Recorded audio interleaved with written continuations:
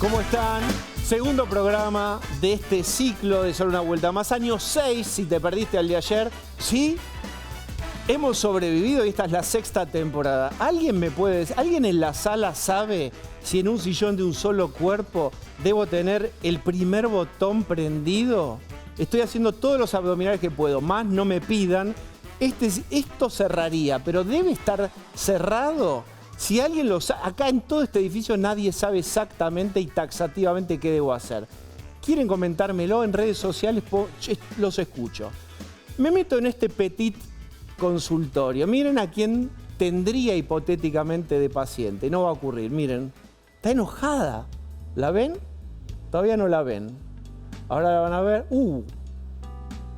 ¿Qué le ocurre? ¿Qué le ha acontecido con esa cara? Está enojada. Cristina está muy enojada. Ahora yo les voy a contar por qué. Pero en 2012, en Rosario, estaba eufórica. Acordate, en esa euforia rosarina de 2012 pronunció la frase que la llevaría a la posteridad. Vamos por todo.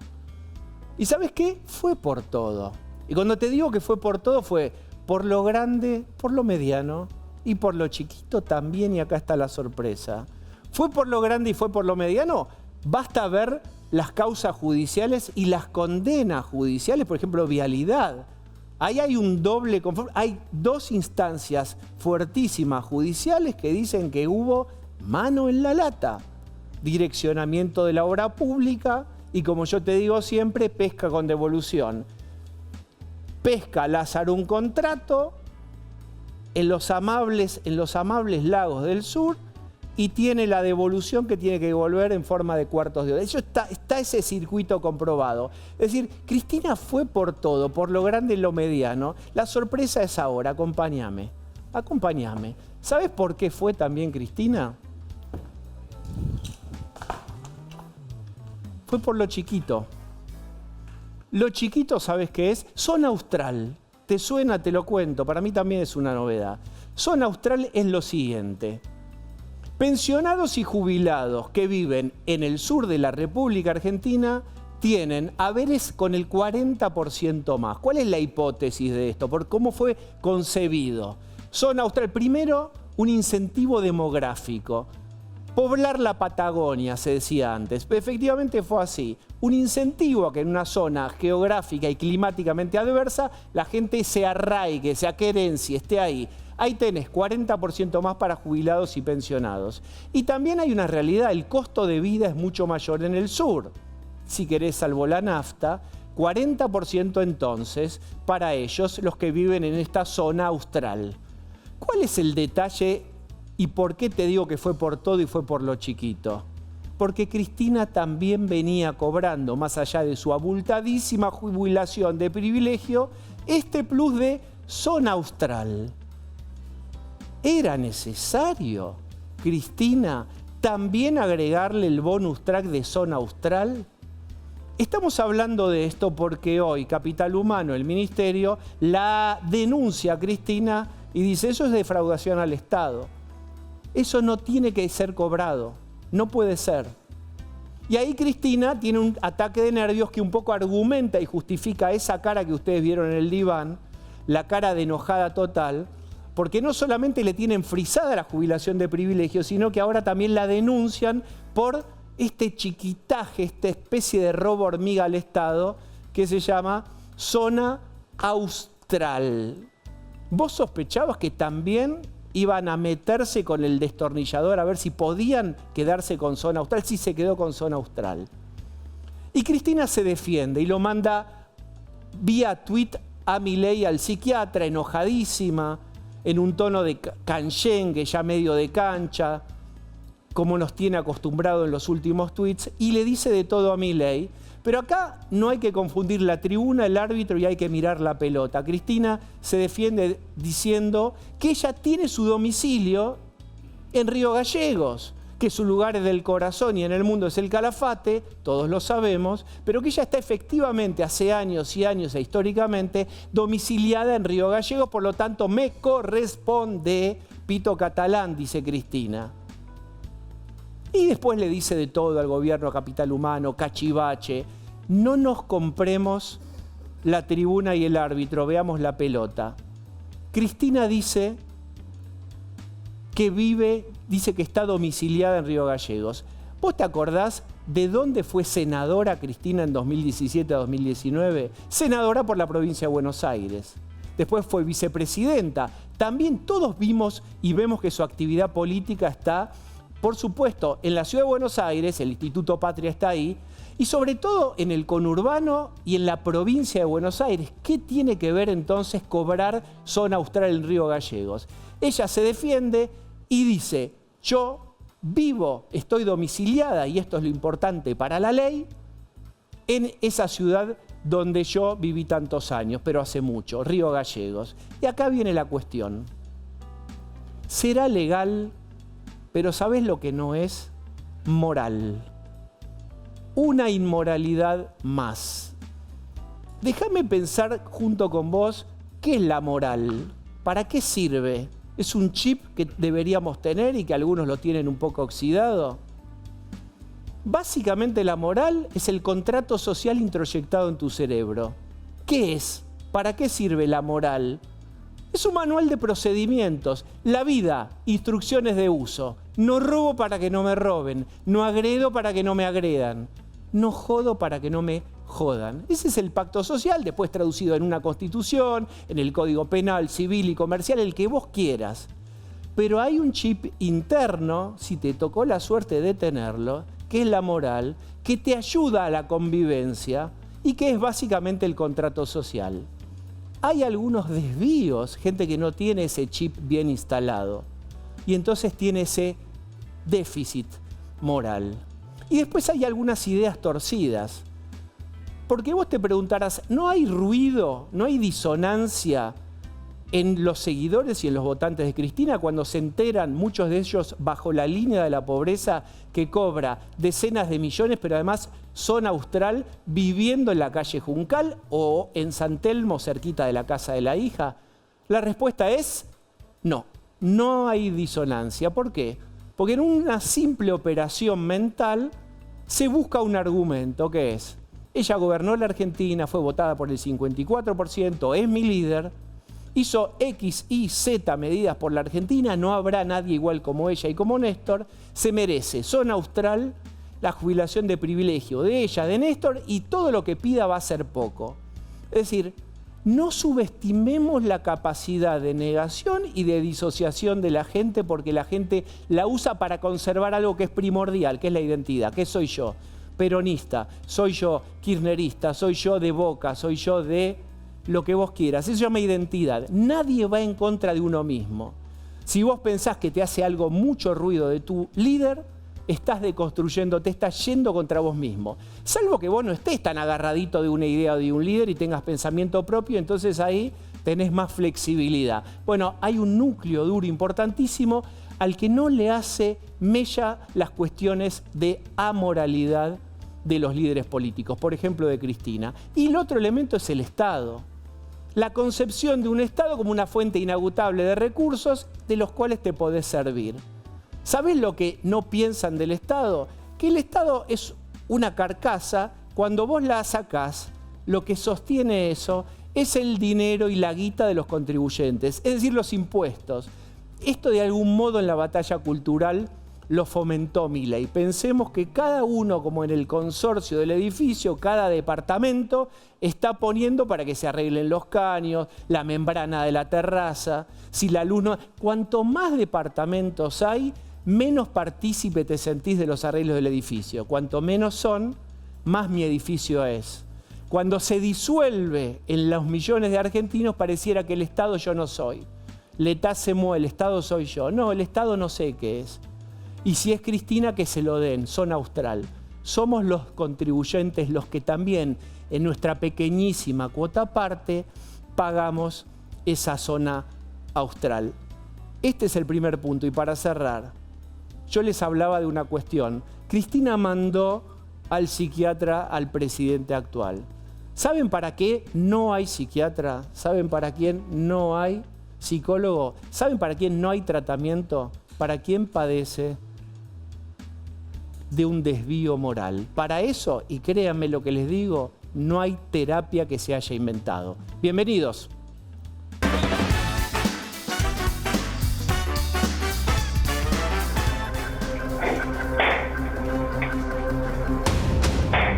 Es la sexta vez que me pasa esto de ¿Sexta robarme. vez? La única vez que ha sido con 2 disparos.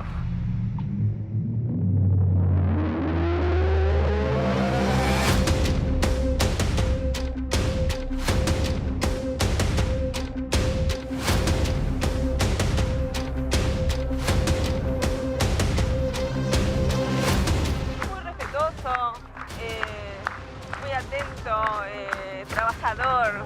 Necesitamos seguridad. No hay seguridad, no tenemos patrullero. Queremos seguridad para Mar del Plata. No podemos vivir así, lamentablemente.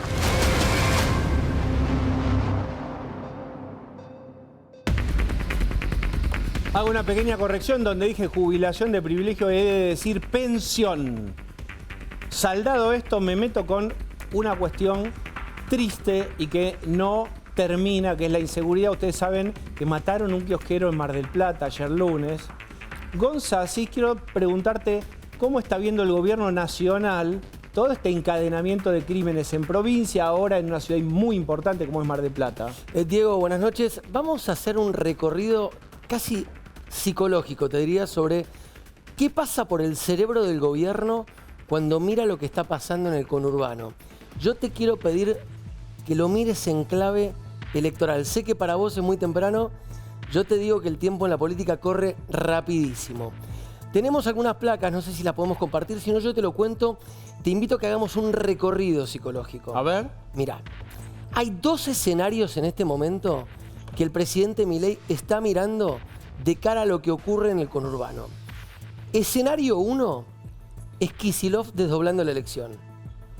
Escenario 2 es Kicillof no desdoblando y yendo a la elección el mismo domingo en el que se definen los cargos nacionales. Vamos a arrancar pensando el escenario de Kicillof que no desdobla. Los números que hoy tiene el gobierno, y te aseguro que están ratificados por varias consultoras de opinión pública que el gobierno consulta, te lo firmo de puño y letra, dicen esto.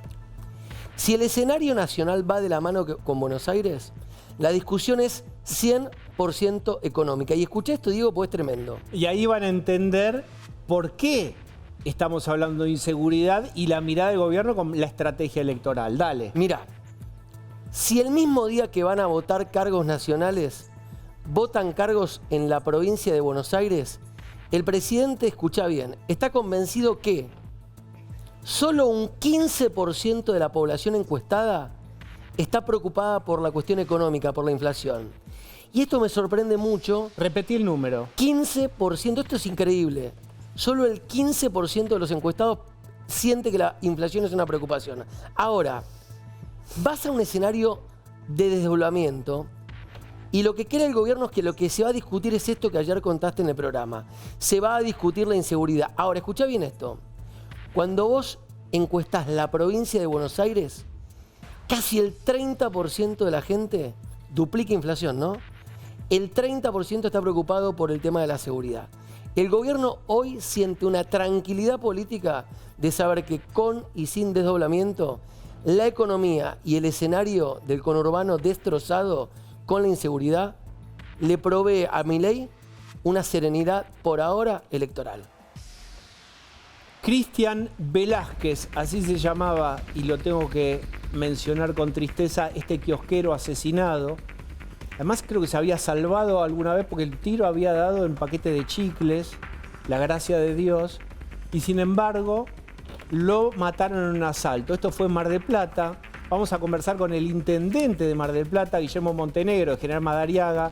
Montenegro, ¿cómo le va? ¿Qué tal? ¿Cómo le va, Diego? Buenas noches. General Pueyrredón, perdón. ¿Qué evaluación? ¿Cuáles son los recursos que faltan? ¿Cuál es el diagnóstico? Estamos lamentando otra muerte. Mira, primero el análisis te lo voy a hacer como ex juez. O sea, está claro que el homicida no tendría que haber estado detenido. O sea, esta persona cometió un hecho en el 2019 y fue condenado en el 2020 a 6 años de prisión. y recuperó su libertad con el cumplimiento de las 2/3 partes de la condena. Y eso está mal. O sea, esta persona tendría que haber estado privado de su libertad como mínimo hasta junio de este año o hasta el año que viene, o sea, 2026. Con lo cual ahí ya primero tenés una falla muy clara del Poder Judicial por haber recuperado la libertad de una persona que desde hace 20 años, o sea, desde que era menor de edad, venía con un raíz delictivo permanente, que incluso el año pasado, cuando se pide la orden de captura, una jueza entiende que no tiene elementos para que esta persona sea detenida, ¿no? Y esto está claro de que esto se podría haber evitado solamente con el hecho de que cumpla la condena que había sido aplicada en su momento.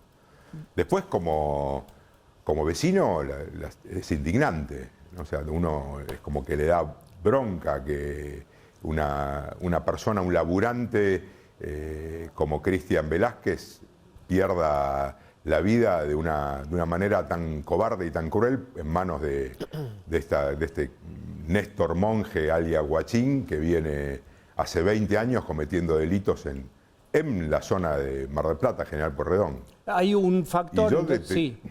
Sí, Montenegro. Y sí creo que también se podría haber evitado con dureza, ¿no? O sea, con dureza en las modificaciones que tiene que haber legislativas para que la reiterancia no haga recuperar la libertad, que la edad de imputabilidad sea más baja, que los jueces sean más duros, que los fiscales sean más duros, que las fuerzas de seguridad sean más duras.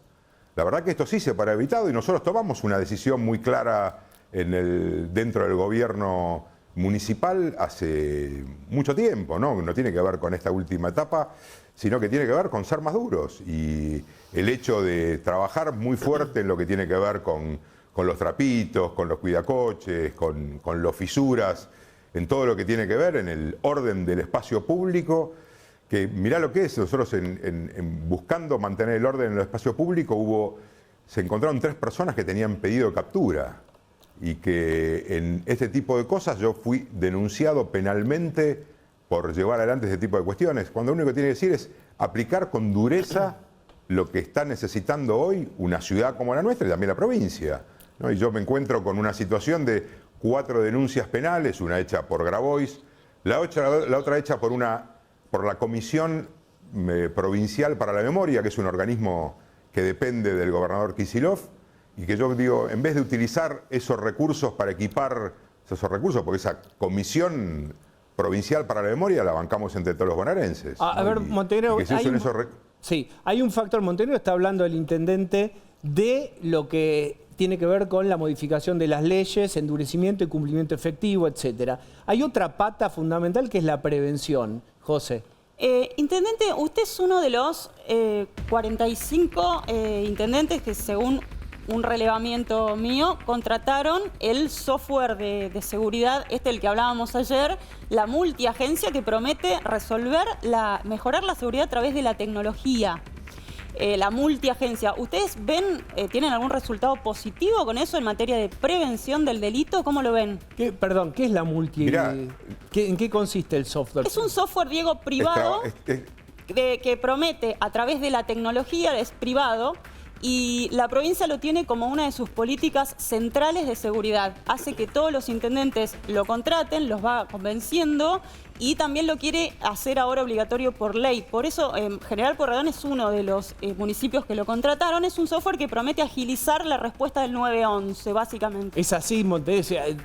Agiliza... A ver, todo lo que tenga que ver con agilizar está perfecto. Ahora, si vos no vas a tener dureza en las leyes, dureza en el cumplimiento por parte de las fuerzas de seguridad, que los fiscales hagan su laburo, que los jueces hagan su laburo, todo lo que vos tengas en tecnología no te va a servir. O sea, yo vengo trabajando en un software de reconocimiento facial que acá la oposición me dijo que no se podía aplicar y yo estoy convencido que se puede utilizar y que también en la adquisición de armas no letales como gas pimienta, y también lo hice. Y en su momento, cuando nosotros decidimos ir en contra de la zona roja y sacarla de la venta de lo que sería prostitución en la puerta de la casa de los vecinos, también me denunciaron. Yo creo que hay que trabajar con las herramientas que vos tenés y ser más duro permanentemente. Eso no tengo ninguna duda que es por ahí. Luciana. Sí, intendente, usted subraya la cuestión de la mano dura. Ahora, los jueces no son más duros porque las leyes que están vigentes hacen que sean, les permitan soltar a quienes deberían estar, según el sentido común, en la cárcel, o hay jueces que deberían ser llevados a juicio político. Y en ese sentido, ¿ha habido jueces llevados a juicio político por este tipo de sentencias blandas? ¿Usted, viendo el problema y haciendo este diagnóstico, ha avanzado en tratar de corregirlo de alguna manera? Mira, lo que está claro es que con los mismos elementos que esta persona recuperó su libertad, yo, si hubiera sido el juez, no lo hubiera dispuesto. Esto lo tengo claro. O sea, esto sí que hay una. Pero va a avanzar entonces como juicio político, va a tratar de avanzar legalmente por los carriles institucionales. En todos los carriles, pero igual, de vuelta, yo creo que lo más importante no es buscar cuáles son los carriles institucionales, sino también trabajar muy fuerte en el día a día, en el problema que tiene el vecino, en ser duro ahí. Está claro lo del vecino, pero usted estaba señalando la mano blanda de los jueces. Pero vos lo ves en los requerimientos de los fiscales, en las opiniones de los jueces, en la sentencia de los jueces, en el hecho de que esta persona haya recuperado su libertad con un 2/3 de la condena, tiempo de la condena, y sí, para mí está mal. Pero está bien, pero eso está en la... A mí no me gusta, pero está en la ley, hay que cambiar la ley. O llevar a juicio político. No, acá hay una cosa que hay que tener clara. Estas son excepciones que tiene la ley, para casos excepcionales, para alguien que está haciendo bien las cosas. Cuando vos tenés la excarcelación, es una excepción. Lo que pasa es que los jueces muchas veces entienden que esa es la regla. Claro. Y la regla es cumplir la condena, cumplir los 6 años. Si vos estás haciendo todo bien, si vos entendés cuáles son los problemas que tenés y vas a asumirlo, vos tenés la posibilidad como juez de reducir. Y está en libertad condicional. Y esta persona cometió delitos estando en libertad condicional. Incluso en el momento que comete delitos estando en libertad condicional, hay una jueza que entiende que no tiene herramientas suficientes como para llevar adelante de nuevo su detención. Eso está mal. O sea, esto está mal y claramente está mal.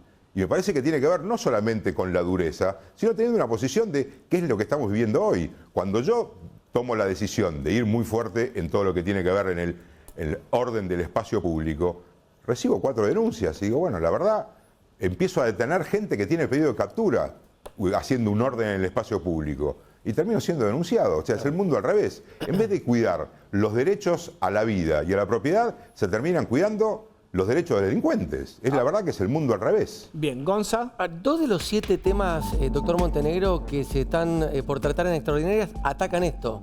Ley antimafias y, por otro lado, la ley de reiterancia y reincidencia. Llamativamente, el gobierno no incluyó en el temario la propuesta que en su momento presentaron con bombos y platillos para modificar la edad de imputabilidad de los menores.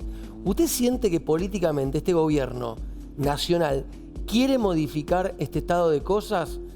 Le pregunto esto en términos políticos más que jurídicos. Mirá, lo que yo veo es que sí. Y eso está claro, con una posición que con la reiterancia está claro, con la ley antimafia está claro. Y poner en discusión todo, pero me parece que también tiene que ver con una posición muy clara que tiene la ministra de Seguridad, que tiene una posición dura. Y eso es lo que corresponde, no tiene que ver solamente con lo que dicen las leyes, sino también con una cuestión de actitud. Y la actitud también es importante. Ahora, y eso me parece que hay que defender la actitud de ir al frente en las situaciones en que uno incluso te ha comprometido con denuncias. Montenegro, hasta que todo esto cambie, si es que cambia, ¿qué tenemos para decirle a los vecinos en términos de vigilancia, de patrullaje, de cuidado en las calles, de que si tienen custodia a la noche? ¿Con cuántos recursos usted cuenta? ¿Quién se los da? ¿Es la provincia? ¿Qué es lo que tiene que poner Mar del Plata, que es una ciudad muy importante? Vamos a la prevención. A ver, lo que está claro es que la responsabilidad es del gobierno provincial. Y nosotros estamos trabajando, coordinando para llevar adelante este tipo de cuestiones, como se decía recién, con la tecnología y también con lo que tomamos nosotros la decisión de generar una patrulla municipal para el control y el orden del espacio público. Y nos llevamos la sorpresa de que trabajando detectando cuidacoches, fisuras, extorsionadores, nos encontramos con personas que tienen pedido de secuestro activo. Y eso lo vamos a seguir haciendo, por más que me sigan denunciando, porque creo que no tengo ninguna duda. ¿Pero quién lo denuncia, Montenegro? ¿Quién concretamente? Me denunció Grabois, me denunció la Comisión Provincial para la Memoria, que es un organismo de la provincia de Buenos Aires que depende de Kicillof. ¿Pero qué le atribuyen? ¿Cuál es la denuncia? El incumplimiento de órdenes de funcionario público, que soy facho, bueno, de todo, ¿no? De todo un poco. Pero la verdad que no tengo ninguna duda de que tengo que ser así. Porque es lo que corresponde. No puedes estar pensando en cuidar el derecho a los delincuentes en vez del derecho a la vida y a la propiedad de las personas. ¿Usted cree que le están llevando, había una versión que le están llevando gente a Mar del Plata y ocupando espacios? Por eso, a ver cómo... No es una versión, digo, cuando vos estás identificando, por ejemplo, a los cuidacoches o trapitos, yo te diría que el 80% no son de Mar del Plata. ¿De dónde son y quién los lleva? Del Gran Buenos Aires. Cada uno que se haga cargo del que lo trajo. Así como en su momento quedó muy claro cuando fue lo del Marquesado, ¿vos te acordás? Sí, ¿cómo es? A lo del Marquesado llevan gente, le dicen qué va a hacer, a dónde la alojan, para qué. ¿Cómo es eso? Pero mirá, y nosotros encontramos que muchos están alojados en terrenos baldíos, que también ingresamos con la patrulla municipal. Si vos te acordás, cuando fue el Marquesado, se alojaron en los hoteles de Chapalmalal.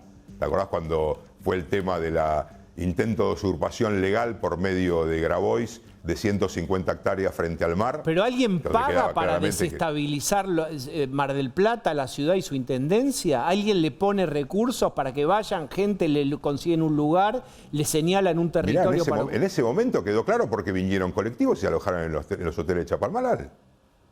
Eso lo plantearon incluso hasta los vecinos y hubo una denuncia penal que hice yo en la Justicia Federal de Buenos Aires. ¿Pero eso para qué? ¿Cuál es el propósito? Pero siempre fue tratar de desestabilizar, de generar un problema a los vecinos de la ciudad, no a un gobierno. No, yo no soy tan importante, es cómo eso influye en los vecinos de mi ciudad. Y por eso lo voy a seguir denunciando y por eso voy a seguir trabajando de la forma que lo estoy haciendo. Montenegro, muchísimas gracias. Muchas gracias, Diego. Buenas noches. José. Diego, hay una cuestión, hablamos, ¿no?, de las atribuciones del intendente, hablamos de, bueno, hablaba Montenegro de críticas a la justicia, pero hay en Mar del Plata hay una situación profunda de corrupción policial. Ahora desplazaron a la cúpula por unas atribuciones de ineficiencia, ¿no?, por todo lo que pasó. Ahora, hace muy pocos meses corrieron a la cúpula anterior porque el jefe de la departamental estaba sospechado de estar involucrado con bandas que robaban departamentos, corrupción profunda, y era un personaje que el ministerio y la bonaerense lo seguía ascendiendo, tenía denuncias por violencia de género, ahora apareció, lo metieron preso porque estaba vinculado, reflejaba, digamos, la vinculación de la bonaerense con el delito, digamos, esto no es nuevo, Mar del Plata tiene esa característica. Lu, tenés algunos datos finalmente. Sí, hay algo muy interesante. Hay una pregunta que uno escucha o una observación que uno escucha cuando suceden situaciones dramáticas en el conurbano bonaerense, generalmente, que es que las familias, padres, madres, adultos dicen, bueno, no sabemos si cuando salimos a la calle vamos a volver. No sabemos si cuando nuestros hijos van a la escuela vamos a volver. Esa observación reiterada, cuando hay una situación continua, consistente de inseguridad, se da en otro país, en América Latina, y ha sido parte de un proceso político muy clave, que es El Salvador. Salvador de Bukele. Y acá hay algo muy interesante de la comparación. ¿Qué cosa se dio? Bueno, ¿Qué proceso? Este proceso es la altísima tasa de asesinatos que había antes de la llegada de Bukele en El Salvador, 2019, 36 asesinatos cada 100.000 habitantes, y Bukele la baja en 2024 a 1,9 asesinatos cada 100.000 habitantes. Es el país con más baja tasa de asesinatos en América Latina. El segundo país es la Argentina, 3,8 asesinatos por cada 100.000 habitantes. Y todo el tema de la seguridad en El Salvador tuvo que ver con este proceso político. El año pasado, cuando Bukele va a la renovación de su mandato, el 93% de la gente quería votarlo. Porque había bajado, así como en la Argentina el gran tema es la inflación, bueno, en El Salvador había que bajar, sí, había que bajar en los asesinatos. Pero hay algo dilemático e inquietante. El logro político de la baja de los asesinatos desmantela la política. La asamblea se cierra, la corte queda intervenida y la competencia política queda completamente eliminada por el éxito y la popularidad de un político que cumple con una de sus promesas. Es decir, hay algo de la inseguridad y de la inflación que son centrales en la política y en la calle, y dirimen cuestiones que a veces también llevan a estas situaciones de dilema de autocracias posibles, ¿no? Bien. Muy buen análisis. O sea, lo que vos decís es que la división de poderes y el republicanismo está muy bien, pero solucioname esto primero y después vemos. Hay un dato que es muy interesante, Diego. una persona que analiza muy bien lo que pasa con Bukele, subieron mucho los indicadores que muestran apego a la democracia después de lo que implementó Bukele. Es muy paradójico el asunto, pero el fenómeno de la seguridad como una promesa cumplida, aún con la metodología autocrática de Bukele, autocrática, el gobierno de uno increíblemente genera apego a la democracia. Es un tema hasta para profundizar. Y lo vamos a hacer, para eso estamos aquí. Tenemos, usted paga 1 hora y lleva 1 hora y media, ¿no? Ahora vamos a hablar de, por fin habemos levantamiento de cepo, lo dijo Milei, este año, no, pero el año que viene, mirá.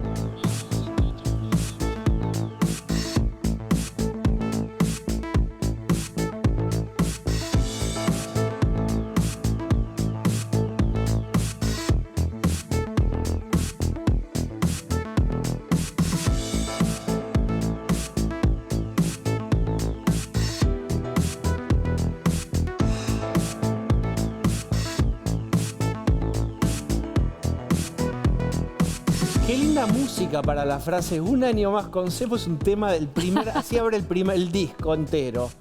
Bueno, está Miguel Ángel Bogiano, que es economista. Gracias por haber venido. Por favor. Está Martín Tetaz. Muchas gracias y los felicito por el boliche nuevo. Está bueno el boliche. Bien. Falta la bola de espejo y ya la vamos a conseguir. Y el humo. Cuando rapa nuestro gerente, hay que ir aflojándolo. Ya vamos a tener cena, baile, show, canapé. Siempre, Espera un siempre poco. felicito a la gente que crece por razones obvias. No. En la rutina de los payasos te gusta ligar el bofetazo. Te abrazo. Bien. Digo, nos falta el humo, pero los políticos siempre nos prestan un poquito. Sí, señor. Bueno, yo tengo una pequeña duda si es estratégico. ¿Viste cuando vas al restaurante y te dicen son 30 minutos de espera?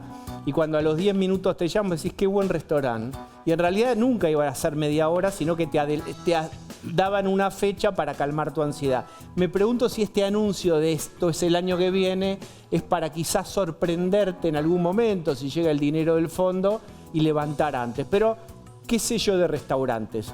¿Qué pensás, Miguel?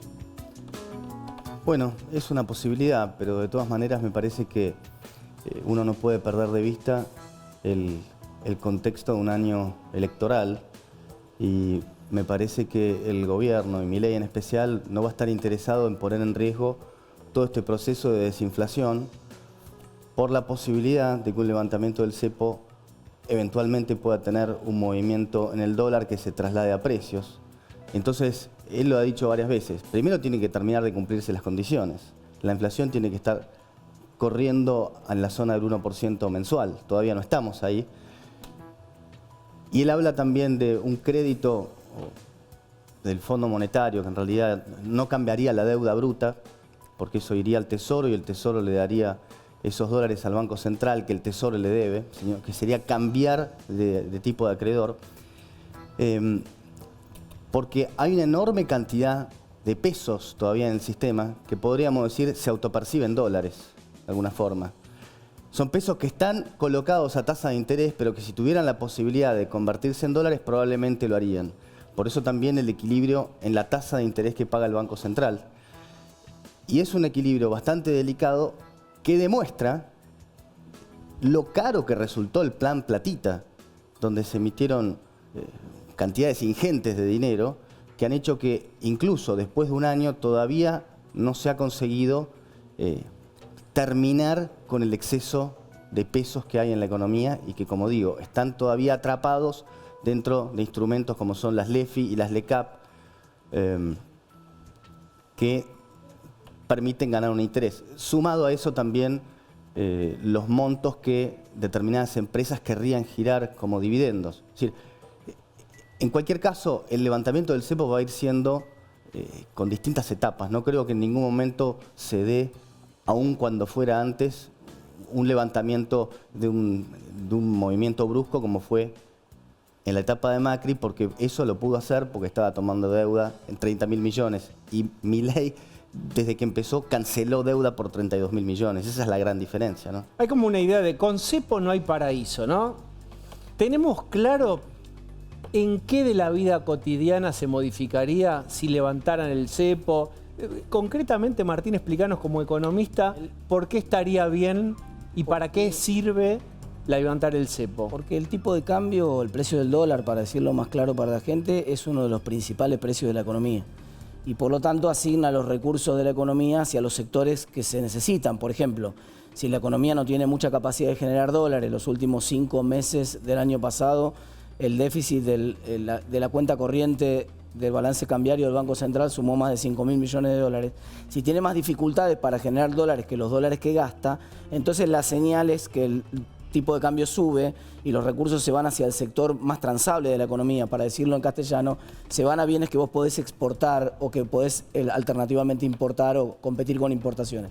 Entonces, una economía funciona mucho mejor y además recibe muchas mejores inversiones. Hay muchas inversiones que antes de entrar dicen, bueno, pero primero quiero estar seguro que puedo salir, ¿no? Es difícil, si yo a ustedes los invito a la salida del programa a cenar, seguramente me agradecen, alguno capaz que me acompaña, pero si yo le digo, mirá que no te podés volver a tu casa porque te dejo encerrado, bueno, es una invitación un poco atractiva. Entonces, para que Argentina reciba inversiones y para que los recursos de la economía vayan al mejor lugar, necesitamos salir del cepo. Claro, está la cuestión que planteaba Miguel recién, yo coincido, es un año electoral y está claro, el propio gobierno lo va reconociendo. En un año electoral hay otra prioridad para el gobierno, que es ganar las elecciones y eso demora lo que le convendría a la economía. Gonzalo. Hay un enjambre, ¿no?, que a mí me genera mucha preocupación. Digo, cuando uno lee el reporte del fondo, siempre en el párrafo 4 o párrafo 5 aparece un mensaje para el gobierno que dice: estimado, yo soy un banco. Me importa un comino si gobierna Magoya, Montoya, quien sea, quiero que me paguen. Entonces le pide siempre al gobierno, acuerden un modelo económico que nos garantice que estés vos o tu contrincante el día de mañana y yo pueda cobrar. En un año electoral, el gobierno tiene, lo pregunto a la mesa, capacidad no polarizante de acordar con la oposición lo que tiene que acordar con el fondo, garantizarle al fondo que le vamos a pagar y recibir esos 11.000 millones de dólares que el gobierno necesita para sacar a la Argentina del cepo? Yo creo que sí, yo creo que sí. Ahora lo dejo a Miguel, pero me parece que sí, que tiene una gran oportunidad, que la oposición va a ser constructiva como lo viene siendo hasta ahora y en la medida, puede ser crítica de que no le gusta, como nosotros criticamos el ajuste de los jubilados o criticamos el ajuste de la educación, pero sí creo... ¿Qué oposición va a acompañar un acuerdo con el fondo si el la leitmotiv misma que de lo Máximo acompañó, Kirchner es romper cuando el acuerdo con el fondo que lo acompañó, lo comieron a Guzmán por Está bien, pero justamente, Diego, la misma que lo acompañó cuando gobernaba Alberto Fernández. Nosotros también fuimos coherentes cuando gobernaba Alberto Fernández, acompañamos el acuerdo con el Fondo Monetario porque para Argentina un default era una tragedia en ese momento. Entonces, siempre que el gobierno consiga un acuerdo razonable con el Fondo Monetario, yo creo que la oposición va a tratar de cooperar para que ese acuerdo pueda salir. ¿Qué decís, Miguel? El fondo, antes que un banco, es una entidad burocrática, donde los que están ahí están buscando salvar su pellejo y que no los echen a patadas por hacer su trabajo mal.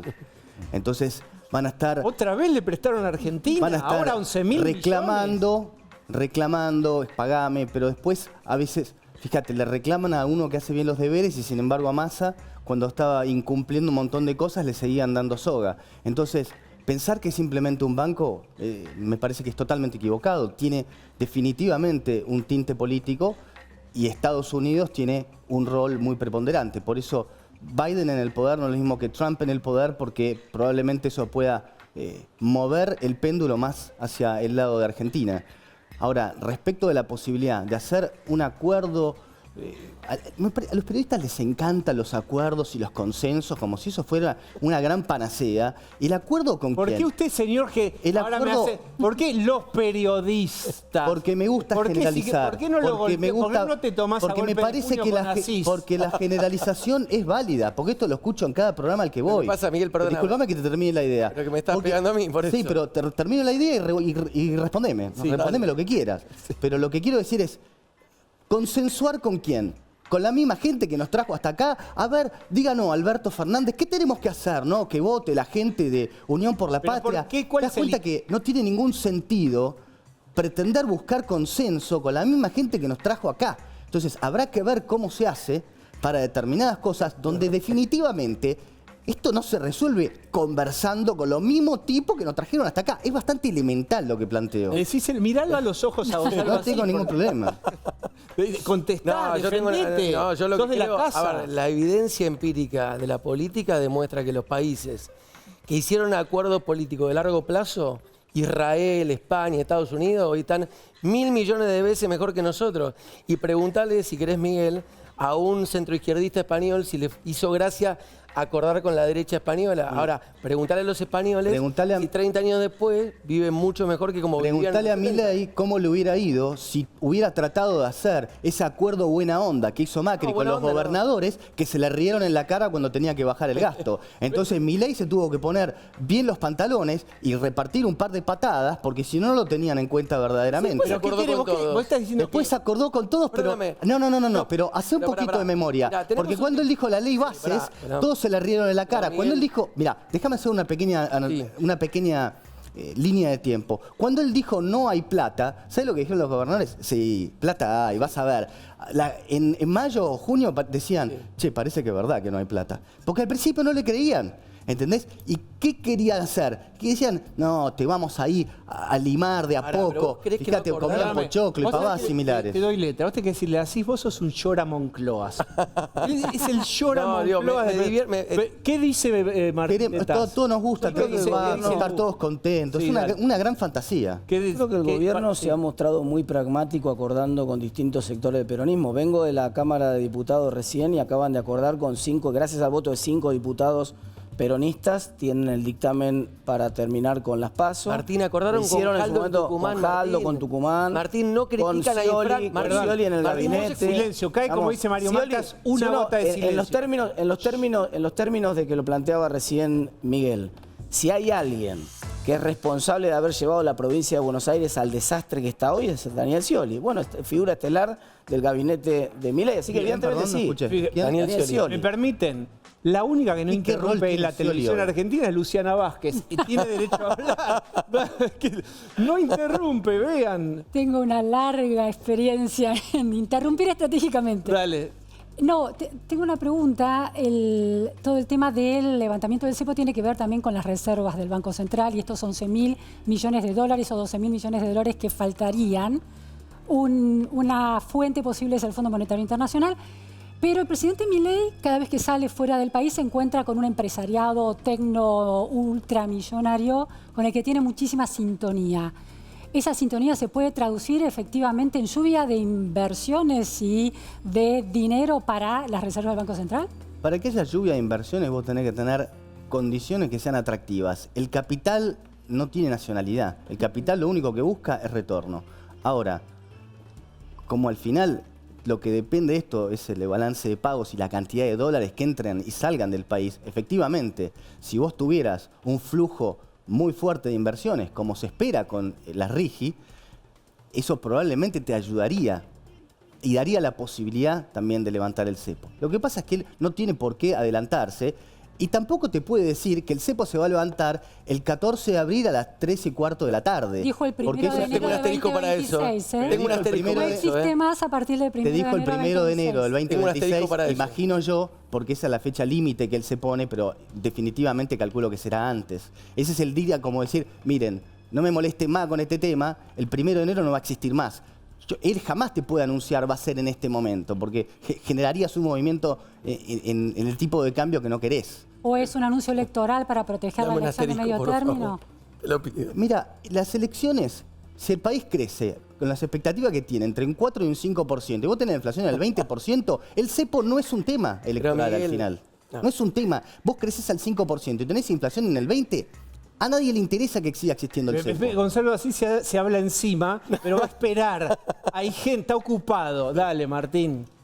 Coincido que el presidente no puede anunciar una fecha, sería un suicidio porque eso detonaría un montón de comportamientos especulativos. No, el presidente ha puesto una fecha límite, lo que todo el mundo piensa es que el presidente, por la razón que acaba de expresar Miguel, no quiere salir de cepo ante las elecciones porque no quiere correr ningún riesgo y por razones electorales lo va a hacer al otro día, las elecciones en ese periodo, quiero decir, y que seguramente, incluso capaz que antes de lo que lo está esperando el resto de la gente.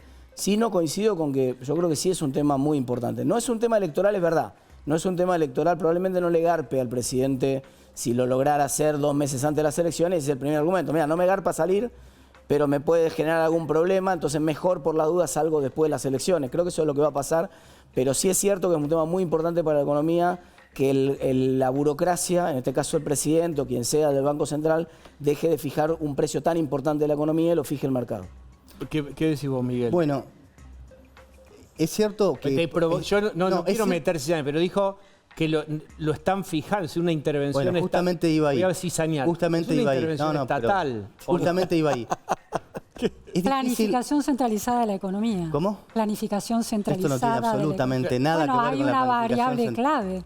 Esto no tiene absolutamente nada que ver con eso. Porque definitivamente es tan grande el desastre que se heredó que pensar que Banco Central y economía no funcionan en coordinación. Por supuesto que en un mundo ideal tendría que ser independiente. Hoy no tenés una alternativa. Por el desastre que heredaste. Por el desastre que heredaste no tenés otra alternativa. Ahora, respecto de la fijación, mira, si el precio fuera tan distinto del supuesto equilibrio, que es difícil de ver, vos tendrías una brecha muchísimo más amplia y tendrías un drenaje de reservas violentísimo en el Banco Central. El Banco Central durante todo el 2024 pudo acumular reservas. Por supuesto que siguen en negativa porque esos dólares los agarró y lo tuvo que usar para pagar deuda anterior. Por eso pagó el equivalente a 32.000 millones de dólares. Es decir, esa es la gran diferencia. Entonces, uno puede discutir o imaginar, porque nadie sabe exactamente cuál es el precio de equilibrio, pero ¿sabes una cosa? El comportamiento de las otras variables te hace ver que el precio de equilibrio no puede estar dramáticamente lejos de donde está ahora. Bien. Martín, ¿la inflación conserva este patrón a la baja? ¿Puede tener algún altibajo? ¿Cuánto interviene el valor del dólar ahí? Bueno, obviamente el valor del dólar fija una referencia de precio de importación. Para que funcione como un ancla un poco más fuerte requiere que haya plena libertad para el comercio internacional, que todavía hay que terminar de mejorar en Argentina. Pero sin duda es una variable que apunta a una inflación que converja un poco más abajo. Lo que pasa es que al mismo tiempo, como a la inflación le cuesta llegar a los valores que va poniendo el gobierno como ancla, y el gobierno está usando siempre la definición de ancla, decía Daniel Heyman, es aquello que aumenta menos, que va por debajo, que tira para abajo. El dólar aumenta menos que la inflación y eso implica que entonces Argentina se pone cada vez más cara. Es el país más caro del mundo hoy cuando vos lo corregís por productividad, el índice Big Mac que acaba de publicar la gente de The Economist esta semana. Argentina es el segundo país más caro del mundo después de Suiza y cuando lo corregís por productividad queda como el país más caro del mundo por lejos. Eso más caro obviamente del mundo hay que aclararlo porque cualquiera... Comer, por ejemplo, eso es el Big Mac. Digamos, comer te sale más caro comer en Argentina que en cualquier otro país del mundo prácticamente.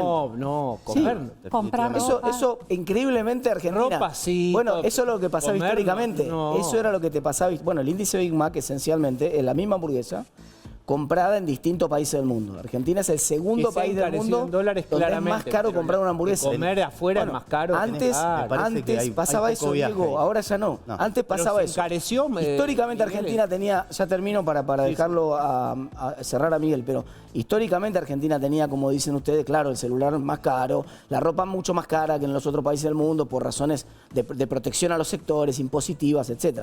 Pero ahora, por primera vez en muchos años, está teniendo la comida más cara que el resto del mundo y eso obviamente es un problema. Bueno, eso no es así. No me voy a poner a discutir del tema ese ahora. Creo que es inexacto lo que dice Martín. Pero hablaban de ancla y el dólar. El gobierno no tiene nada que ver con el ancla y el dólar. El ancla de este programa es fiscal. Acá la clave es el equilibrio fiscal, el superávit fiscal. Además que justo cita a Daniel Heyman, que es un exponente del keynesianismo, que nada tiene que ver con todo esto. Pero la teoría de Heyman no es keynesiana respecto de la cuestión de la inflación. Es una cita que justamente viene como medio raro a todo esto. No, pero es una de las personas que más sabe. Pero vos estuviste hablando del ancla del dólar. Sobre coordinación de política en Argentina. Estuviste hablar del ancla del dólar, el dólar como ancla, porque saben una cosa, eso es algo que nos vienen repitiendo hace décadas, porque la Argentina nunca ha tenido disciplina fiscal. Entonces le cuesta verdaderamente cambiar el chip. Acá el ancla es el superávit fiscal. ¿Por qué corrigieron? Y lo más importante no es que el presidente lo tiene bien claro. Para que vaya por abajo de la inflación. Si el dólar no claro. es el ancla, ¿por qué no levantan el cepo ya? No, pero la explicación te la acabo de dar porque hay un montón de pesos que saldrían corriendo al dólar. Tengo un dato. ¿Es un ancla? No, pero lo que pasa es que vos recibiste el país en una situación catastrófica. No, pero no hay duda, pero entonces tenés que entender las consecuencias. No admite ninguna discusión que lo usan de ancla tan dramática que vos no podés levantar el cepo y pensar que en realidad, entonces el cepo es el ancla. El cepo ¿Es una de las anclas? El cepo lo tenés que tener. El cepo lo tenés que tener porque heredaste un desastre, de un exceso monetario, pero no porque el ancla del programa sea el tipo de cambio, no lo es. El cepo lo tenés para terminar de desarmar un desastre que heredaste de proporciones bíblicas. El ancla me parece es que un ancla monetario del programa, absolutamente, un ancla monetaria y cambiaria, y por eso la corrieron. Si no, lo hubieran dejado en el 2. Si la van También es moviendo. fiscal, Si pero cuando la también es inflación se fiscal. acerca al nivel del ancla, del dólar, entonces la vuelven a bajarlo, evidentemente porque lo están usando de ancla. No se llama así. no entendió nada de lo que están haciendo. No, pero así se llama en la literatura económica. Es una... Pero perdóname, y si hubiera dos anclas, ¿cuál sería el problema? ¿Cuál sería el problema? ¿No podés tener dos, una en proa y otra en popa? Diego, vos lo podés llamar Diego Maradona, no importa la descripción, Miguel. Vos le podés poner Diego Maradona al precio del dólar, es lo mismo. Lo que importa es que el gobierno decide el precio del dólar, no el mercado, y decide que el dólar corra más despacio que la inflación. Hay una razón política, hay una máxima política que dice no establezcas nunca los marcos con los cuales después te pueden evaluar. Digo, Milei está obsesionado con no cometer los mismos errores que cometió Macri. En mi gobierno ningún trabajador va a pagar ganancias, pobreza cero, unir a los argentinos, todo eso no pasó. Fantástico. Milei cree que el cepo se va a levantar antes de enero. Esa es la realidad. Absolutamente. Lo que no quiere es fijar una fecha en este año, que además es año electoral, para que después esa promesa de no cumplirse exacto se lo facturen. Claro. Pero es que, esa es la realidad, Miguel. Es que no.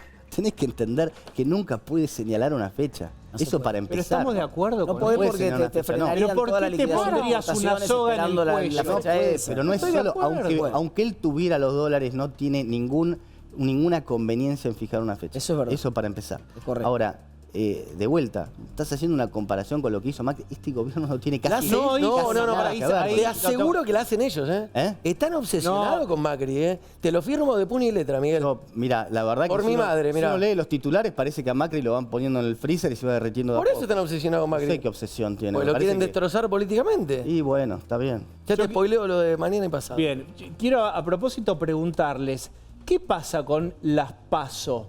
¿Qué va a pasar con eso? ¿Va a haber, vamos a votar cuándo, de qué manera? ¿Qué acuerdos hay? ¿Qué pasó con referentes del peronismo del interior? Te resumo. Hay un dictamen, que es el paso previo a que el jueves haya sesión y se discuta la suspensión, no la eliminación, la suspensión de las PASO a nivel nacional. Luego hay provincias que la tienen, después tienen que decidir las provincias, pero al menos a nivel nacional, para la votación los que tengan senadores y todos diputados nacionales, y va a haber una PASO, esa PASO se va a decidir el jueves si se suspende en diputados. Después tiene que pasar el filtro 53 del Senado. Amigos. Y déjame decirte un dato nada más. Los diputados de Zamora, pongámosle nombre y apellido a la cosa, Miguel. Los diputados de Zamora acompañaron al gobierno con el dictamen. Así que si vos creés que no hay acuerdos en la Argentina, te invito a que revises Evidence-Based Policy, amigo. Entendés lo que tenés ganas de entender. Yo te dije cómo empezó el gobierno y no me está diciendo lo que es ahora, después de que el gobierno mostró que lo sabe disciplinar. Pero relato mata relato, pero Miguel. fíjate lo que pasó al principio, cuando mandaron la ley bases y el mismo Milei la sacó porque se la estaban descuajeringando. Hoy, pero el gobierno de hoy no tiene nada que ver con el gobierno de hace 365 días. Perfecto. Me parece notable que te lo tengan que aclarar. Lo que te digo que los acuerdos políticos los está haciendo este mismo gobierno. Pero el poder político al presidente que tiene hoy, criticar a Infran que se quiere perpetuar en el poder. El poder político que tiene hoy el gobierno no es el que tiene hace un año, porque lo supo cosechar y hacer crecer. Fíjate cómo tuvo que pelear el cartel No Hay Plata, que al principio no le creían hasta que le terminaron creyendo. Y la ley Miguel, base vos decís que no la es consiguió consenso, después. sino disciplinamiento. Probablemente. Vuelvo a las Probablemente. Vamos a ver cómo aterrizan esta mesa. Aterrizala, piloto, dale. Vuelvo a las PASO. La contradicción y lo que queda ahora para discutir el jueves es que muchos de los que levantaron la mano y dieron la firma para suspender las PASO, al mismo tiempo en sus provincias desdoblaron la elección. Exacto. Entonces, finalmente, la gente está confundida y dice, pero vamos, nos van a hacer ir a votar 2 veces porque nos desdoblan la elección. Con una mano dicen, che, anda a votar 2 veces porque te desdoblo, y con la otra te dicen, no, hay que suspender las PASO porque si no la gente tiene que ir a votar mucho o gasta plata. Entonces, en medio de una contradicción que va a quedar saldada el día jueves, pero ese es el primer tiempo. Diego, te queda el segundo tiempo, que es el Senado, que siempre es un desafío más difícil, ¿no? Bueno, el desafío difícil es que, y esto necesito cerrar con esto, ¿Ustedes pueden explicarle a todas esas personas que nos están viendo a quién le convienen las PASO y a quién no le conviene? Porque yo tengo la idea de que estamos siendo arrastrados por la casta de las narices en una decisión que no sé en qué nos conviene a nosotros ciudadanos. ¿A quién le conviene? Cuadro sinóptico imaginario en la tele. En el país de los 40% de pobres salen 150 palos verdes las PASO. Así que al país no le convienen. Ok, bien. Doy una sola corrección. Eso era el costo cuando no había boleta única papel. El costo más importante es la emisión de la boleta. Es verdad. Ahora sale mucho menos, pero la verdad que es un tema que a la sociedad no le importa, ese tema es algo que no le importa a la sociedad, que le conviene al gobierno. Y como le conviene al gobierno, nosotros tenemos una historia de cuando, digamos, la PASO ha sido muy importante para construir alternativas políticas en Argentina. Y de hecho, Juntos por el Cambio seguramente no existiría si no fuera por las PASO. Bien, el acuerdo de Gualeguaychú. Le conviene seguramente al peronismo y al gobierno. Muy bien, gracias Martín. Gracias. Yo creo que las PASO es solamente un negocio de la política y le convino a determinados partidos políticos en determinados momentos. Que arrastren a toda la sociedad a tener que hacer eso me parece un absurdo. Que lo arreglen con internas y si la gente de esos partidos que están afiliados no quieren ir a votar, problema de ellos. No se lo tenemos que pagar todo, lo único que falta. Muy bien, gracias por haber venido. Y ahora tienen que saber que Cristina mandó al psiquiatra Milei, vean.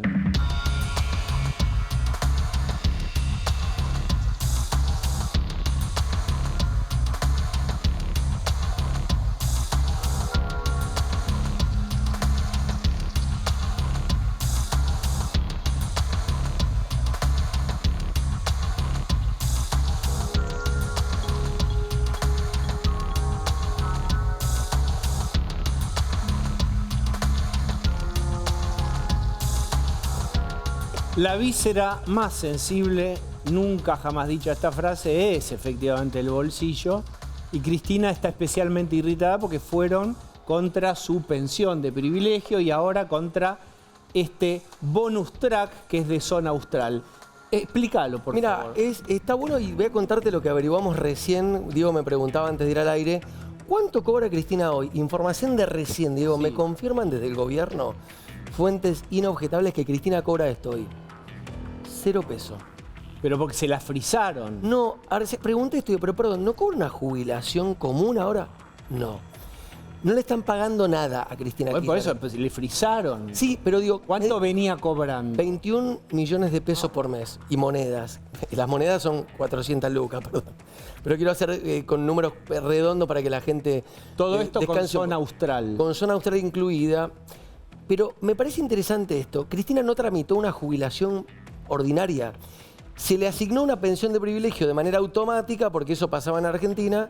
Se le quita eso y repito, porque me parece un dato importante, desde noviembre del año pasado cobra 0 pesos. Es la información oficial.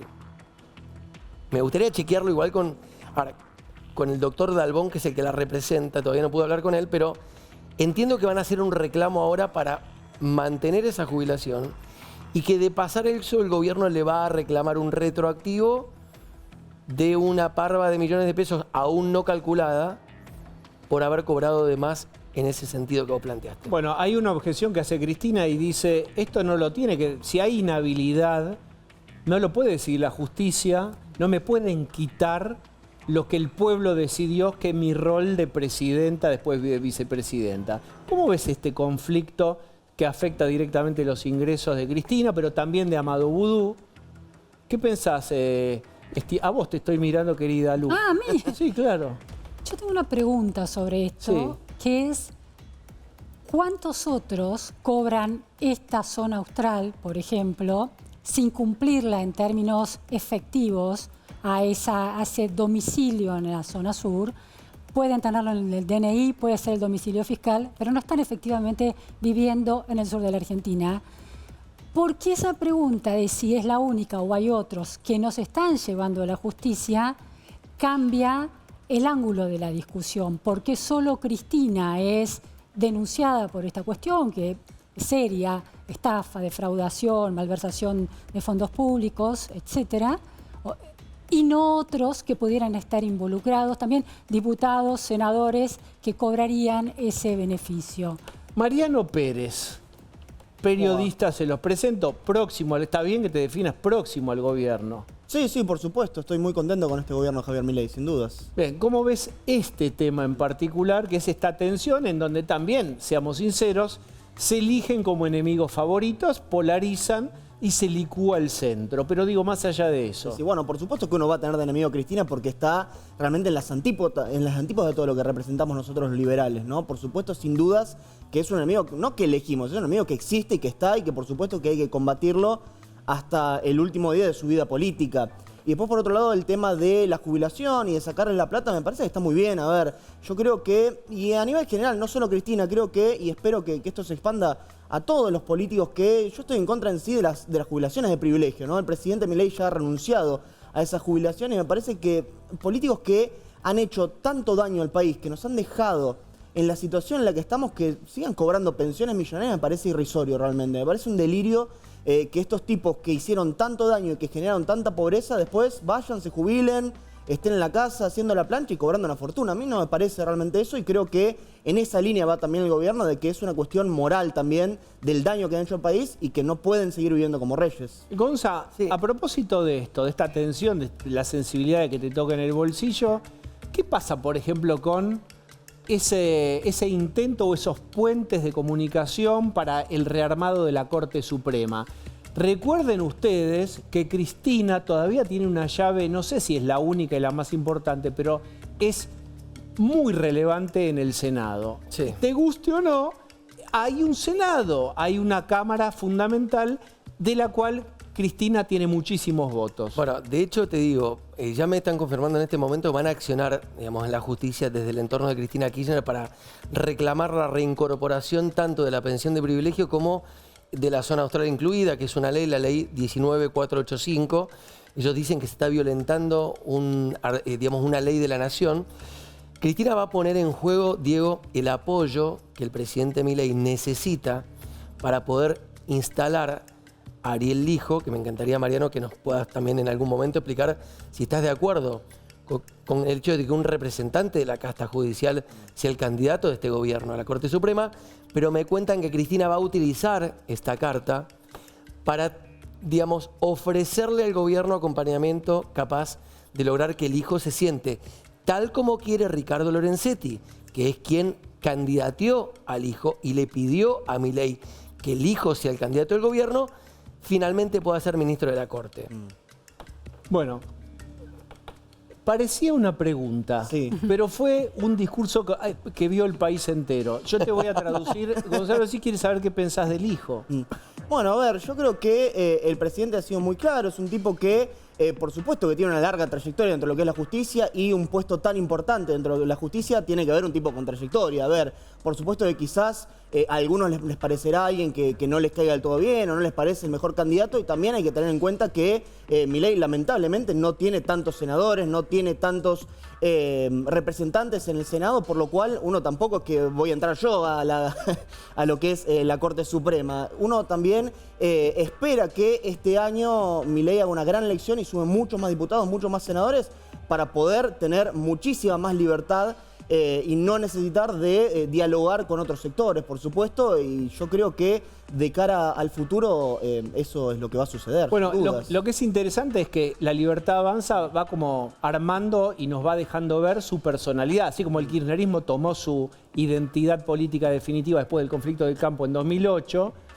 Bueno, vamos viendo algunos rasgos, y una cosa que uno escucha que se enuncia y con mucho orgullo es lo que el líder diga. Hubo épocas no tan lejanas en donde se cuestionaba que, che, no es lo que el líder diga, pensemos, abramos un poco algunos temas a discusión, hagamos, no te digo horizontalidad total, porque no se puede gobernar con horizontalidad, después ordenamos y sí, manda el presidente. Pero ¿cómo pensás esta cosa de soy incondicional a la palabra del líder? Lo que él diga va a estar bien.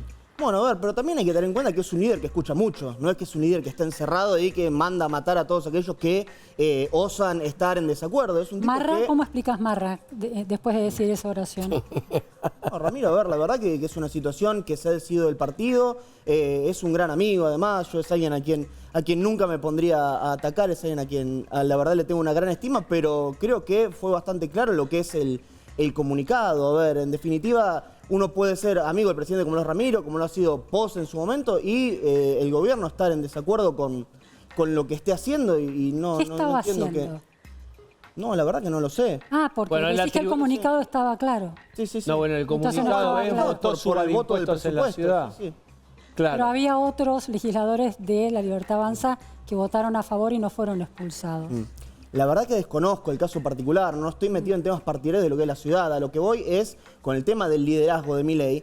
Es una cuestión de un tipo que por supuesto que escucha un montón, que por supuesto que hay discusiones y en el gabinete discutirán y no es que ejecuta a todo el mundo. O sea, yo creo que en ese sentido hay que tener un lineamiento claro porque también el país está en una crisis muy fuerte. Uno tiene que tener un mandato bastante claro. No puede pasar como sucedió, por ejemplo, con lo que era Mauricio Macri, que todos levantaban la voz y lo hacían retroceder un día para acá, un día para allá. Y si no hay un mandato claro... Mira, porque es importante esto. ¿Esto lo pensás vos o lo escuchaste? Esto de no nos puede pasar como le pasó a Macri, tenemos que diferenciarnos de eso. Era lo que planteaba Gonzalo. Es algo que lo pienso yo, por supuesto. Yo, bueno, era muy joven durante esa época, por supuesto. ¿Cuántos años tenés? Yo tengo 23 años. Bueno, es humillante. Para vos que estás mirando... falta de respeto. Vos que estás mirando, no sé si con un batón y las pantuflas, pero es humillante. Todo esto, el mundo nos va dejando atrás a todos, está toda esta generación. Claro. Bueno, siempre Tenías hay una 13 años, renovación, por eras supuesto. adolescente. Bueno, en ese momento tenía 15, 16, entre los 15 y los 18 más o menos, lo que fue el gobierno Macri. Yo recuerdo que cada vez que se le decía, no, pero vos sos muy de derecha, vos sos esto, vos sos lo otro, retrocedía. Bueno, en algunas cosas no retrocedió. Levantó el cepo el 16 de diciembre de 2015. Sí, bueno, terminó volviendo sobre el final de su mandato. Por eso digo, a ver... ¿Tu familia era peronista, por ejemplo? Quiero saber como, ¿de dónde venís? ¿Venís de...? No, mi familia no, nunca hablé mucho de política con mi familia. O sea, hoy por hoy sí, apoyan el gobierno, sí, en lo que hago, pero la verdad que nunca hablé en mi juventud de política con mi familia. Bien, ¿y tus amigos apoyan a Milei? ¿Tus amigos de tu misma edad, tu generación? ¿Venían del peronismo? No, la gran mayoría sí, la gran mayoría sí. Después otros amigos que, bueno, han quedado lamentablemente en el camino, estaban muy en desacuerdo con lo que es Javier Milei. Bueno, lo digo porque hay un... ¿Cuál es el...? Hoy echaron a un guitarrista. No leen los diarios ustedes. Déjeme... De flema. De flema, bien. Porque lo graban en algún video en donde él defiende a Milei. Esto lo quiero contar. Sí, y lo echan del grupo. El guitarrista de hace tiempo, me parece, del grupo. Y lo echan por apoyar a Milei, ¿no? Como hay lugares en donde es súper bien recibido y en otros... afuera. Bueno, después nos tratan de intolerantes a nosotros los libertarios, ¿no? Aquí nunca... Hay flema, ¿verdad? Sí, sí. Ahí estamos escuchando flema. ¿Qué es punk rock, no? Pero fíjate que toda esta gente que siempre se embandera en la igualdad, en la pluralidad de voces y que nosotros somos el fascismo, los nazis y un montón de cosas, son los primeros en cancelar a uno por tener un pensamiento libertario. La verdad que me parece una vergüenza y yo creo que en lo que es la amistad, en lo que son los grupos... hay que diferenciar eso, ¿no? Creo que es un mensaje que me gustaría dar, que hay que diferenciar esas cosas porque uno puede tener un amigo que piensa distinto siempre y cuando uno se... Pero no se parece, involucre Mariano, en que respeto. pase eso en la libertad. Digo, no quiero spoilear tema de la semana, pero venimos hablando con Diego y con la producción de una frase que suena fuerte en el gobierno esta semana, que es el poder se toma, no se delega. Bueno, ¿viste? Una cosa es un grupo de amistad y otra cosa es manejar un gobierno y la política. Pero Y espera. hay otra frase que dice que el poder se toma, no se distribuye. Bien, entonces vamos... Hacemos que hoy sea un pedacito de miércoles. ¿Qué quiere decir esa frase? Repetila. Viene de Nietzsche esto, ¿no? Digamos, el poder se toma, no se distribuye, no se delega. Programa de panel que se habla de Nietzsche. Tomá mate, No, dale, digo, vamos. Cuando vos preguntás en gobierno, che, ¿cuál es la razón por la cual están obsesionados con que sacás una uña del plato y te cortan la cabeza? Porque digo, hay que animarse a rajar a Barra, ¿eh? Mirá que Barra es un peso pesado de la política. Corte menemista, es un tipo de fuste. Ahora, el tipo bancó un dictamen de un subalterno afuera. Digo, ¿cómo por eso rajaron? El mensaje fue puertas adentro, Diego. Me lo ratificaron 4 ministros. El mensaje de Milei fue decirnos a todos que sacás una uña del plato y te pasan la guillotina. Entonces, cuando este ministro me dice, te lo resumiría así, el poder se toma, no se delega. Y le digo, y el mensaje ¿Pero también... ¿Cómo delega? ¿Qué quiere decir se delega? Que manda Milei y nadie más que Milei. Y ni se te ocurra discutir algo. Y me decían una cosa también que me parece muy interesante, que va en sintonía con lo que dice Mariano. Es un mensaje también de diferenciación con Mauricio Macri y un mensaje también al PRO para decirles, si van con nosotros a la elección, que les quede claro que los que mandan somos nosotros. Ustedes vienen de furgón de cola. ¿Qué pensás vos? Sin duda es que el que manda es el presidente, por supuesto. La gran mayoría de los argentinos eligieron a Javier Milei, lo votaron y saben cuál es su mandato, porque además no es que se le ocurre un día cambiar completamente su opinión. Es un mandato muy claro y las ideas están por delante.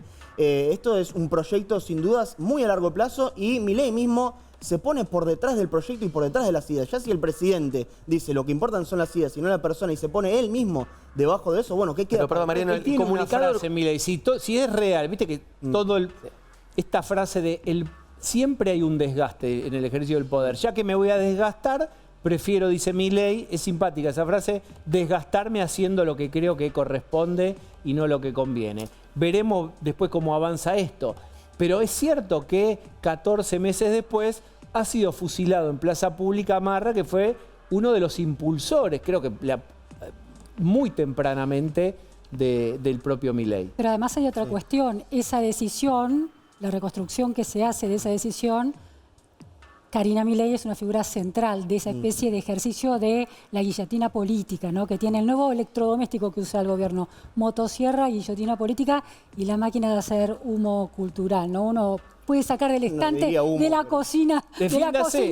Dijo humo. Bueno, atacó la batalla cultural. A ver, uno está muy convencido en lo que dice. A Karina Milei no le conocemos el pensamiento, tampoco la palabra. Entonces, ¿cómo ser tan leal? Porque entiendo que a Milei ha desplegado su ideario durante años, desde 2016 por lo menos, y entiendo que ha generado adhesiones. ¿Por qué esa entrega de la lealtad crítica a una política que no tiene un rol de elección, o sea, no llegó ahí por el voto popular y cuyas ideas no conocemos? Bueno, a ver. Nosotros nos conocemos. Claro, ¿vos las conocés? Claras. ¿Vos las conocés? Que he hablado en profundidad, pero no tengo ninguna duda de que piensa muy similar o igual al presidente. A ver, pero Milei nadie es un clon del otro. No, ya sé, nadie es un clon del otro y nadie Solo piensa los perros de 100% Milei, igual pero digo, al otro. No, bueno, yo en esas chicanas no. No, pero digo, no ¿Sabes por qué estamos preguntándote todo? Yo hace años que no hablo con alguien de 23 años.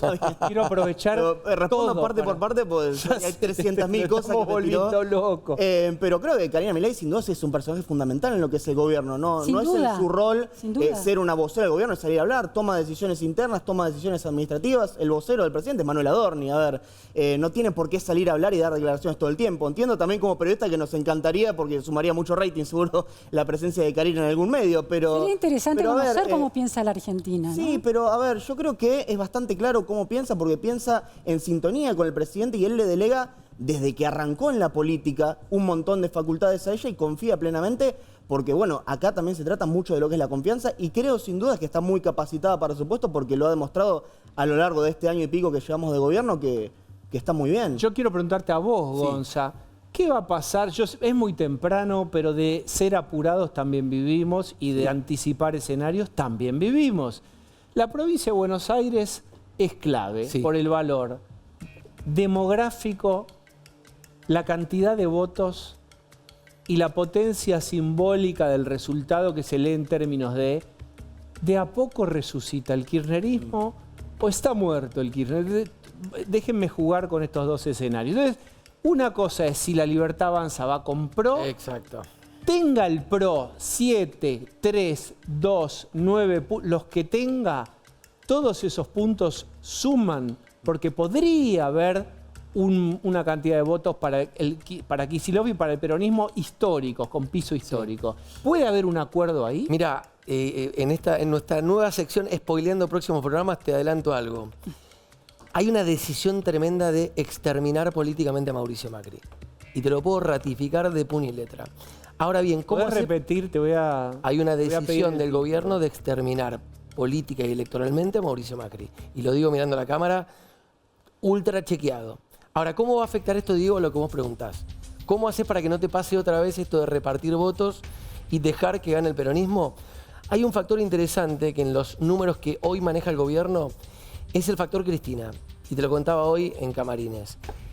Increíblemente el gobierno está logrando instalar el tema Cristina corrupta con mucho éxito en la provincia de Buenos Aires, donde siempre le ha costado. Hoy el 18% de la gente encuestada en los números del gobierno está marcando como un hecho trascendental el hecho de que Cristina es corrupta en provincia de Buenos Aires. Con lo cual, el activo ese puede conspirar en contra de lo que el gobierno quiere hacer con Macri, a quien van a necesitar en la provincia. Ojo con ejecutar a tu socio antes de tiempo. Hay que tener timing. Quizás lo necesites un ratito antes del fusilamiento. Gracias por haber venido. Un placer. Gracias. Vamos a hacer una breve tanda, por favor.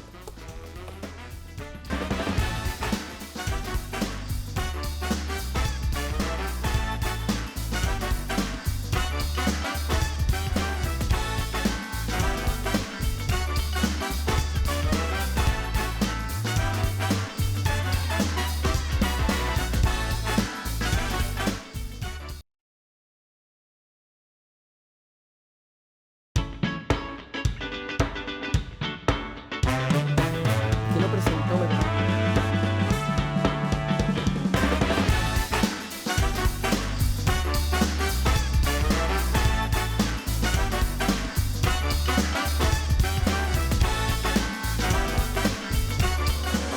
Veranea en grande. En Naldo encontrá la mayor variedad de productos con la mejor financiación. Hasta 40% off y 12 cuotas sin interés con tarjeta de crédito. Naldo, un amigo de la casa.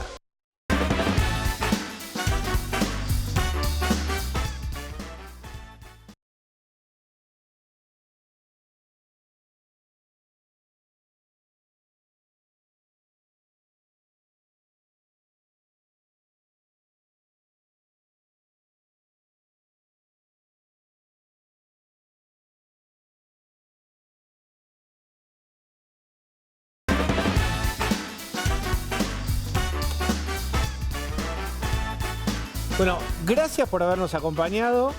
¿Qué creen ustedes que hacemos en las tandas? Revolvemos el teléfono a ver los mensajes. Obviamente queremos que nos traten bien y nos traten como nos tienen que tratar. Y lo malo pónganlo y lo lindo también. Somos seres sensibles. Abajo de esta piel de rinoceronte aletea un colibrí también. Ahora Darío Lopreite. Hasta mañana. Vamos.